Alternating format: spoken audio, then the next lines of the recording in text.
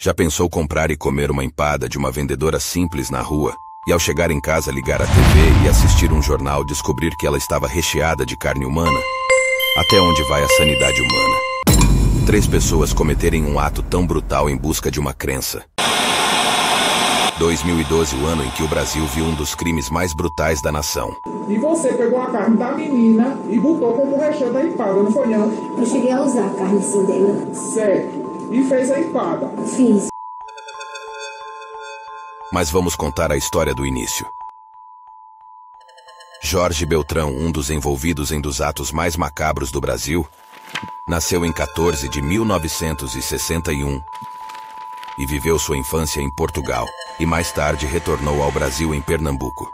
Se formou em educação física e demonstrava ter um grande interesse pelo esporte, fez aula de karatê e se tornou faixa preta, e dava aulas para sobreviver. Mas o grande problema seria a esquizofrenia paranoica. Ele dizia ver espíritos e ouvi-los. Quando o seu pai morreu, falava que conversava com ele. Isabel Cristina, sua mulher, nasceu em 12 de maio de 1961, não concluiu a escola e conheceu Jorge em uma igreja.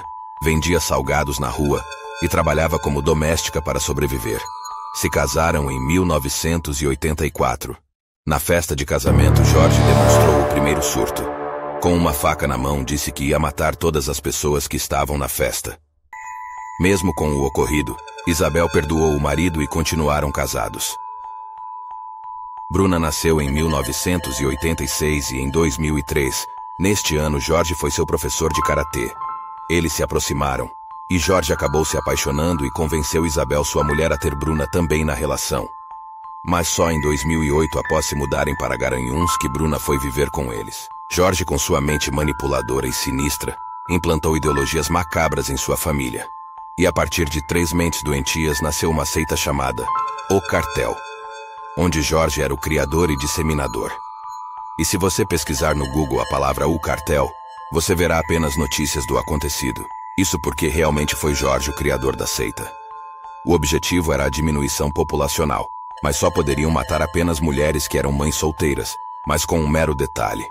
Os espíritos que Jorge dizia conversar só permitiam tal morte após a confirmação de uma ligação da vítima com o número da besta. 666, que vinha através de números de documentos, datas de nascimento ou numerologia em geral. Um exemplo é uma das vítimas ter o final do RG. 666. Mas vamos voltar aos acontecidos. Imagine-se em uma cidade pequena onde tem poucos empregos, e você é abordado por uma moça gentil que quer apenas alguém para ajudar nas tarefas domésticas e com um salário alto. Era assim que Isabel abordava as vítimas.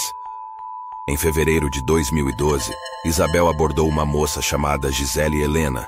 Ofereceu a ela a vaga de babá com um salário um pouco alto para aquela época. Sem desconfiar de nada, ela aceitou, e nunca mais foi vista. E após, digamos, acabar a carne, uma jovem chamada Alessandra da Silva foi abordada em um ônibus. Isabel sentou ao seu lado e, com carisma, ofereceu também a ela uma vaga. E ela aceitou, mas não sabia que a vaga era para sua própria morte. Mas um erro custou caro para os canibais, e a conta chegou. Literalmente chegou. Após fazerem várias compras no cartão da Alessandra, uma das vítimas, as faturas começaram a chegar na casa dos pais dela. Mas como assim? Filha desaparecida e faturas chegando. Desesperados, ligaram para a polícia, que imediatamente foram checar o circuito de câmeras das lojas onde as compras foram feitas. Em abril do mesmo ano, a polícia chegou na casa dos 3 indivíduos. Até então, o único crime seria o uso do cartão de crédito, mas os 3 não sabiam explicar como conseguiram aquele cartão de uma pessoa desaparecida. Eles inventaram histórias, dizendo que acharam, tentando se desvencilhar da polícia. Meu papai enterra pessoas no quintal. Foi um choque de realidade para a polícia ao receber a notícia através de uma criança de apenas 5 anos, filha do casal, que mudou completamente o rumo daquela investigação. Mas como assim, filha do casal? Eles não tinham filhos. Meus amigos, a crueldade foi ainda maior. A criança realmente não era filha do casal, e sim de uma jovem desaparecida em Olinda, onde era a antiga casa dos canibais. Na época, a moça tinha apenas 17 anos, se chamava Jéssica Camila, e foi atraída da mesma forma, com uma promessa de emprego. Foi morta e colocaram parte do corpo entre as paredes e os pisos da casa em reforma. Bruna tomou posse dos documentos da vítima e falsificou alguns, e ainda conseguiu um novo registro da menina, aonde adicionou Jorge como pai. Logo depois disso, eles se mudaram para Garanhuns. Com o relato da criança, começaram então as buscas pelo quintal dos canibais. Foi ali que encontraram os corpos das vítimas, Gisele e Alessandra. Na vasculha pela casa foram descobertas coisas impressionantes: livros, fitas cassetes, desenhos e registros macabros que o trio praticava. No livro, Jorge relatava todos os seus distúrbios mentais, revelações de um esquizofrênico. Jorge Beltrão Negromonte da Silveira, filho de imigrantes portugueses, nasceu em Recife, Pernambuco. Ainda jovem, passou pela ditadura, porém nunca deixou de expor seus ideais.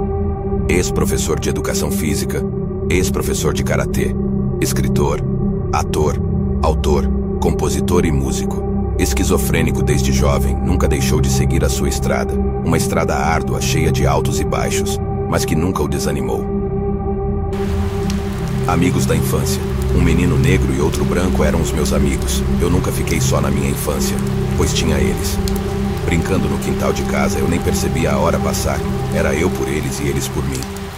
Vou para a escola e estranho os primeiros dias de aulas.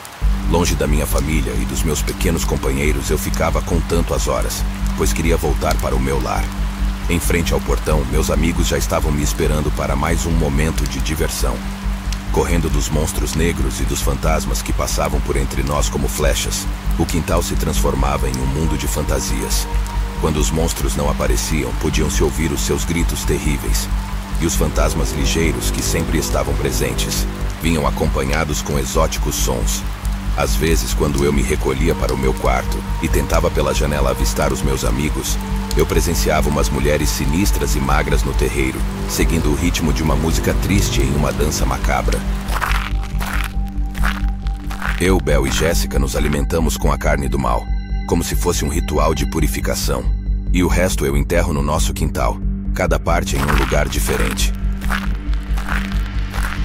Bruna também tinha um diário aonde revelava todo o seu amor por Jorge. Nas fitas cassetes, Jorge tinha um pequeno filme que produziu em 1974. O filme feito por Jorge e Isabel continha cenas de violência, sedução e ocultação de cadáver. A vida imitou a arte. Colocaram fogo em sua casa. A revolta bateu nas pessoas ao saberem que em sua cidade tem pessoas com tremenda crueldade. Jorge acreditava que ao comer a carne das vítimas era um ato de purificação, e em depoimento, Isabel dizia rechear os salgados com carne das vítimas. No ano de 2013, em entrevistas de TV, os três jogavam a culpa um para o outro. Bruna, sendo questionada o porquê não denunciou, ela disse que não queria virar coxinha e amava muito o seu homem-monte. Todos foram condenados a cerca de 70 anos de prisão e estão presos até hoje.